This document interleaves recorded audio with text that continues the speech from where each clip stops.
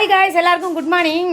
என்னமோ நானுமோ பெரிய கோடீஸ்வரி மாதிரியும் பெரிய லட்சாதிபதி மாதிரியும் பெரிய கோடியிலே மிதக்கிற மாதிரி சொல்கிறீங்களேடா. இங்கே பாருங்கடா, தெரியுதா? அந்த மாதிரி பல நாளாக அடுக்கி வச்சுருந்தேன்.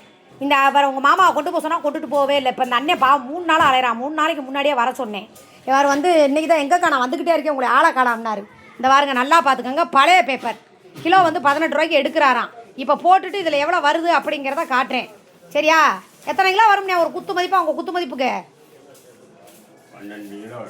12 கிலோ வருமா? கம்மியாக சொல்கிற மாதிரி இருக்கேனே. இந்த மேலே இருக்கு. சரி, அப்படியே திரும்பி உங்கள் மூஞ்சியை காட்டிடுங்க.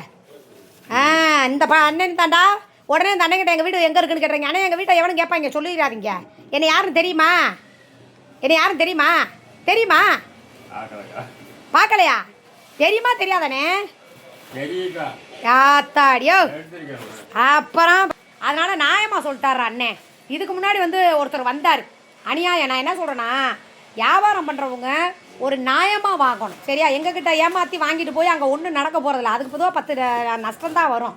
அதனால் பாவம், அவங்களுக்கு ஏதோ ஒரு 10 ரூபா அதில் கிடைக்குன்ட்டு இப்படி பழைய பேப்பரு. அதான் கேட்டார், பழைய இரும்பு இருக்கான்னு கேட்டார். ஒரு 60 கிலோ 70 கிலோவில் ஒரு பழைய இரும்பு ஒன்று இருக்குது. அது இப்போதைக்கு வெளியே போயிருக்கு. ஒரு 11 மணிக்கு வரும் திரும்பி.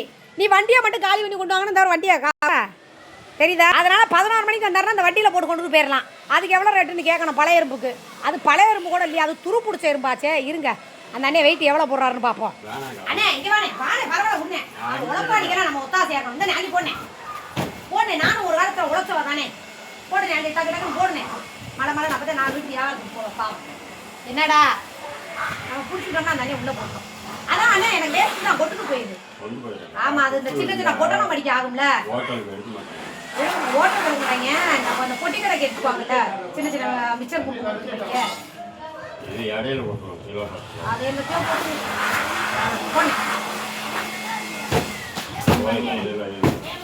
இந்த இடம் இருக்குண்ணே. இதில் தூக்கணுமா? சரிண்ணே, இந்த பார்த்துக்கங்கண்ணா. படிச்சு பட்டம் படிப்பு கிழிக்கிறானா யாரு இவன்? கிழிக்க டெய்லி 2 மூட்டை பேப்பர் வருது மிச்சம். வாங்குறது 5 ரூபாய்க்கோ 10 ரூபாய்க்கோ வாங்குறான். ஆனால் கிலோ பார்த்தீங்களா 18 ரூபாய்க்கு தான் எடுக்கிறாங்க. பார்த்துக்கங்க. அண்ணன் இருக்கட்டும்டா, இப்போ போட்டுக்கிட்டு இருக்கிறாரு. நான் இப்போ எவ்வளோ காசு கொடுக்குறாருன்னா அவர் கையில் காசு கொடுக்குறத வாங்கிக்கிறேன். ஓகே, வெயிட் பண்ணுங்க. இங்கே பாருங்க, இது அந்த காலத்தில் வெயிட் விட்டது ஏன்னே கரெக்டாக வேலை செய்வானே. என்ன நீ கையை பிடிச்சிட்டா? கையை விடனே 10 கிலோ வெயிட். ஓகே, தூக்கி ஓரமாயி. சரி, வியாபாரக்காரங்க பொய் சொல்ல மாட்டாங்க பாவம். உழப்பாளி என்றைக்குமே மதிக்கணும்டா நம்ம. இதை தூக்குனேன். என்ன கீழே கிழிச்சிருச்சு, அதுக்குள்ளே பார்த்துக்கணே கொட்டிடாம. இதெல்லாம் இன்னுமானே வச்சுக்கிட்டு இருக்க? நான்லாம் பால் குடிக்கிற வயசுல பார்த்த அது 4 கிலோ 14 கிலோ இருக்கு. ரைட்டு, இப்போ 14 கிலோ இருக்குதா? எவ்வளோ அண்ணன் காசு கொடுக்குறாருன்னு பார்க்குறேன். வெயிட் பண்ணுங்க. 210 ரூபா தான் வருமா நம்மளடா? இதை வச்சு நான் என்னடா பண்ணுறது? வாங்கின மீனுக்கு கூட 10,000டா. மீனுக்கே 300 ரூபா கொடுத்துருக்கேன். அண்ணே நோ சில்லறனே.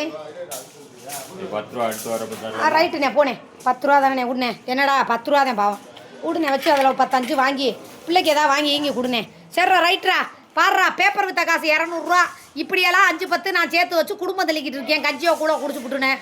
பணக்காரி, பெரிய லட்சாதிபதி. உங்கடா எத்து போனவங்களே பாருங்க. என் குழப்ப நீ டெய்லி உங்களுக்கு வீடியோவை எடுத்து போட்டு காட்டுறேன்.